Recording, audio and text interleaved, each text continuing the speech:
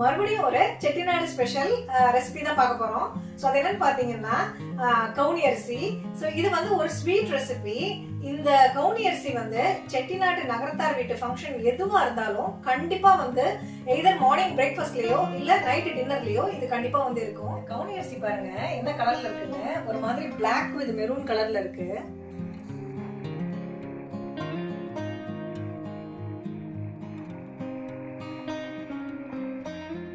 கவுனி அரிசியோட ஹெல்த் பெனிஃபிட்ஸையும் அதோட ப்ரிப்பரேஷனையும் எங்க அம்மா கிட்ட கேட்டு தெரிஞ்சுக்கலாம். வாங்க அவங்க எப்படி பண்றாங்கங்கறத பார்க்கலாம். இப்போ நாம இந்த கவுனி அரிசி செய்யறதுக்கு என்னென்ன இன்கிரிடியன்ஸ் வேணுங்கிறத நம்ம பார்ப்போம். இந்த கவுனி அரிசி 1 கப் நம்ம எடுத்திருக்கோம். இத நம்ம வந்து 8 to 10 hours ஊற வைக்கணும். அதாவது நம்ம மார்னிங் செய்யணும்னா ஓவர் நைட் ஊற வைக்கலாம் அந்த மாதிரி. இல்ல நம்ம நைட்டு செய்யறோம் டின்னருக்கு அப்படின்னா மார்னிங் ஊற வச்சா அது ஓகே ஆயிடும். ஆக இதை நல்லா கழுவிட்டு ஊற வச்சுக்கணும். இந்த தண்ணியை தான் நாம வந்து வேக வைக்கிறதுக்கு எடுத்துக்க போறோம்.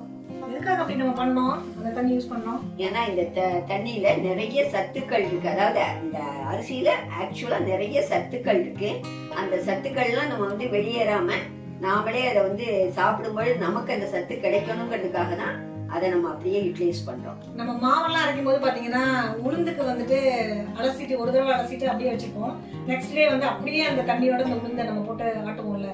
ஸோ அதே மாதிரி நல்லா வாஷ் பண்ணிட்டு நம்ம இந்த கவுனி அரிசி ஊற வச்சோம்னா அந்த ஊற வச்ச தண்ணியவே நம்ம யூஸ் பண்ணிட்டோம்னா ஹெல்த் பெனிஃபிட்ஸ்லாம் அப்படியே நமக்கு கிடைக்கும். ஸோ அதுக்காக தான் இந்த மாதிரி பண்றாங்க. இது வந்து என்னன்னா சுகர். இந்த சுகர் வந்து 1 கப்புக்கு 3/4 கப் சுகர் எடுத்துருக்கோம். அடுத்து 1/2 கப் தேங்காய். இதுல இருந்து நம்ம 1/2 கப் தேங்காய் எடுத்துக்கணும். அப்புறம் 2 டேபிள் ஸ்பூன் நெய். இந்த 4 இன்கிரிடியன்ஸ் தான். இதுல இந்த ரைஸை நம்ம வேக வைக்கும் பொழுதே ஒரு நல்ல ஃப்ளேவர் கிடைக்கும். ஒரு ஸ்மெல் நல்லா இருக்கும். நமக்கு இன்னும் அதை டேஸ்ட் பண்ணணும், எகெயின் அண்ட் எகெயின் டேஸ்ட் பண்ணணும், அந்த மாதிரி ஒரு ஸ்மெல் கிடைக்கும். அது செல்ஃப் ஸ்மெல்லா இருக்கிறதுனால வேற எந்த ஃப்ளேவரும் சேர்க்க வேண்டியதே கிடையாது. ஏலக்காய் அந்த மாதிரி எதுவுமே சேர்க்க வேண்டியது கிடையாது. இந்த 4 ஐட்டம் தான். ஆனா it will be very delicious. அது வந்து சாப்பிட்டதும் இன்னும் சாப்பிட தூண்டும். அடுத்து அந்த டேஸ்ட் வந்து நமக்கு நாக்க விட்டு பல மணி நேரம் கூட அகலாத ஒரு டேஸ்டா இருக்கும் அந்த மாதிரி. இப்போ வாங்க இந்த கவுனி அரிசியை நம்ம வேக வச்சிடலாம். இந்த குக்கர்ல நம்ம இதை வேக வைக்க போறோம்.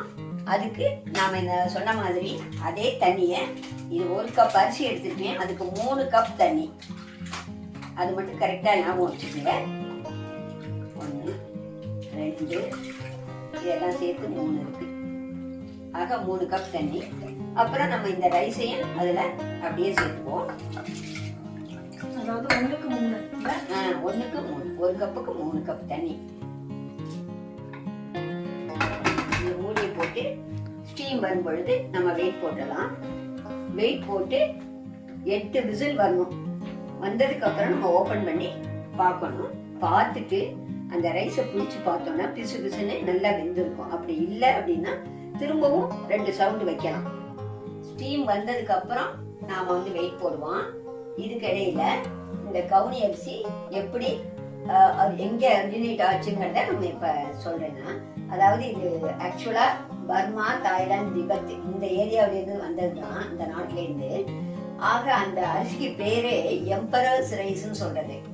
ஏன்னா அவங்க என்ன பண்ணிருக்காங்க, அரசர்கள் மட்டும்தான் இதை சாப்பிடணும், அவ்வளவுக்கு வேல்யூபிள், இது நல்ல சத்து நிறைந்தது, அரசர்கள் மட்டும்தான் சாப்பிடணும் அப்படிங்கிற ஒரு மென்டாலிட்டியில இதுக்கு பேரு எம்பரர்ஸ் ரைஸ்ன்னு வச்சு அதை ஃபோர்பிடன் பண்ணியிருக்காங்க. அதாவது இந்த ரைஸ் வந்து வேற யாரும் இது விவசாயம் பண்ணக்கூடாது அப்படின்னு ஃபோர்பிடன் பண்ணியிருக்காங்க.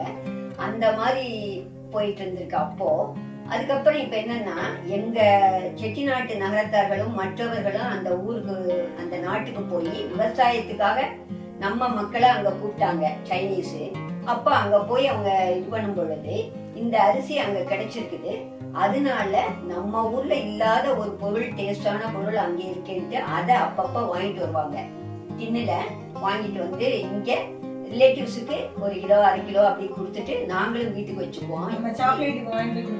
அந்த மாதிரி இப்ப இங்கிலாந்துல இருந்து இப்ப இது அமெரிக்கா போனவங்க எல்லாம் சாக்லேட்ஸ் வாங்கிட்டு வர்றாங்கல்ல ஸ்பெஷலா, அந்த மாதிரி இதை வந்து பர்டிகுலரா எல்லாருக்கும் கொடுப்பாங்க.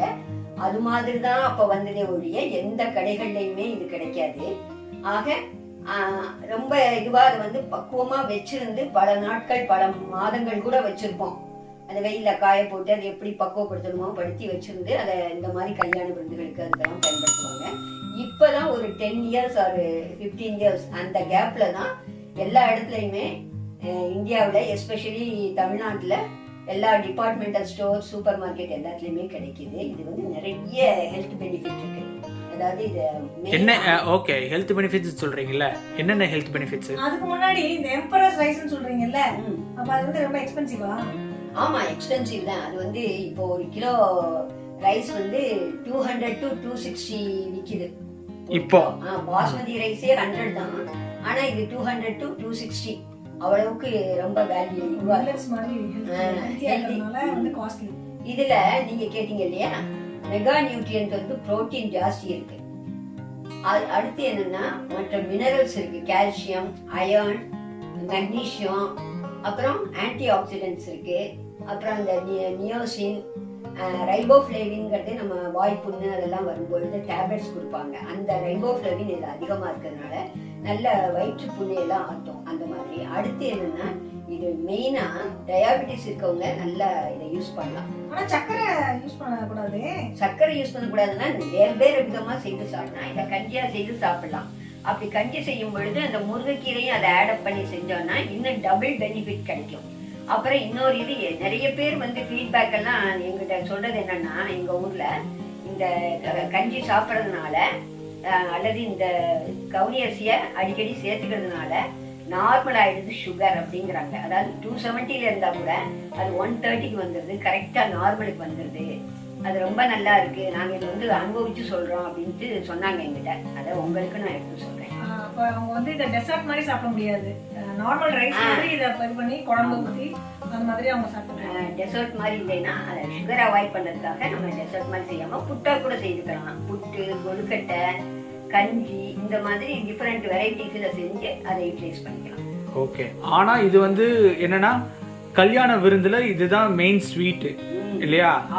இது இல்லாம நாம ஒரு செட்டி வீட்டு கல்யாணம் கூட பார்க்க முடியாது. உங்களுக்கு ரொம்ப பிடிக்கும்ல? எனக்கு ரொம்ப பிடிக்கும்.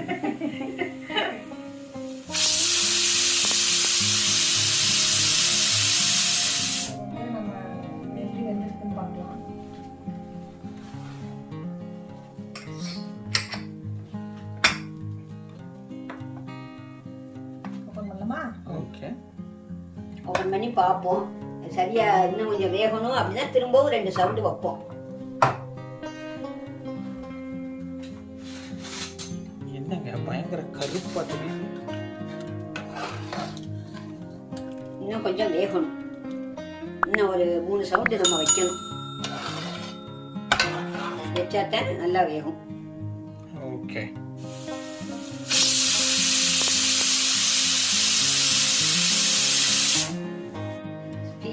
ஆயிடுச்சு.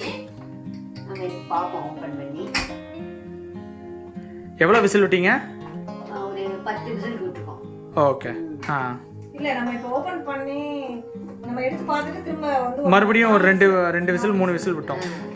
ஏன்னா இது வந்து சீக்கிரம் விசில் வந்ததுன்னா கொஞ்சம் எக்ஸ்ட்ரா விசில் விட வேண்டியதான் இருக்கும். இப்ப கரெக்டா வந்துருச்சு, நல்லா வெந்துருச்சு, குழகுழப்பா வந்துருச்சு. இருந்தாலும் நம்ம இப்ப சொன்ன மாதிரி இது வெந்துருச்சாங்கிறத இப்படி பிடிச்சி பார்க்கலாம். பார்த்தோம்னா நல்லா இப்போ வெந்திருக்கு பாருங்க. ஆக இதுல இந்த மாதிரி இருக்கணும் குழகுழப்பா. சில பேர் என்ன பண்ணுவாங்க, மற்ற போட்டெல்லாம் கடைவாங்க, அந்த மாதிரிலாம் கடையக்கூடாது. இது நேச்சுரலா இந்த மாதிரி நம்ம வேக வச்சோடனே இப்படி வரணும். இதுதான் வந்து பதம். இதுல நம்ம சுகர் ஆட் பண்ணி அதோட இந்த கோகனட்டையும் ஆட் பண்ணிக்கலாம். நாம இந்த 3/4 கப் சுகர் எடுத்து வச்சிருக்கோம்ல, அதை ஆட் பண்ணுவோம்.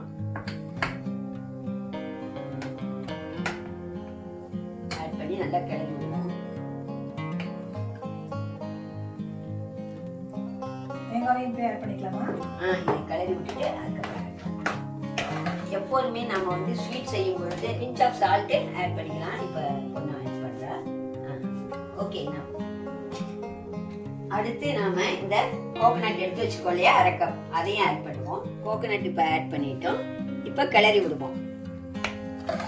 இதுக்கு வந்து இது ஸ்டவ்வை வந்து ஆன் பண்ணணுங்கிறது கிடையாது.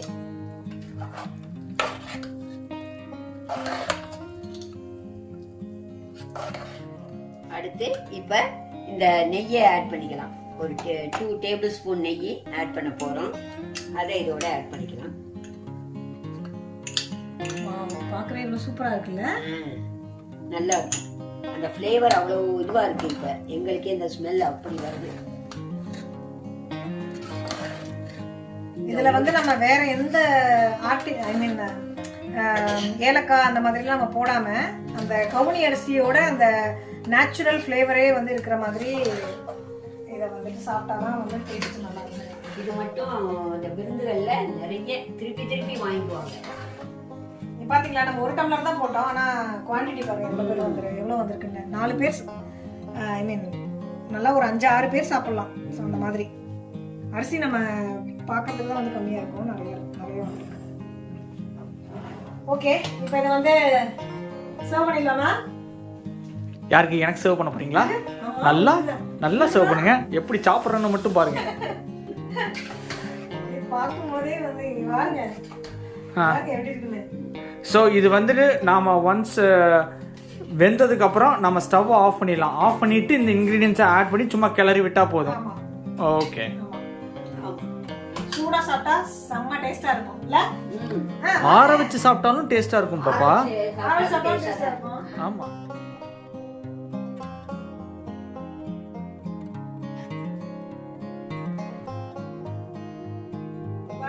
கவுனி அரிசி சூப்பரா ரெடி ஆயிடுச்சு. ஸோ எங்க அம்மா வந்து நமக்காக ட்ரெடிஷ்னல் வேல நமக்காக செஞ்சு காமிச்சிருக்காங்க. இது வந்து ரொம்ப சிம்பிள், ஜஸ்ட் 4 இன்கிரீடியன்ஸ் தான் பார்த்துருப்பீங்க.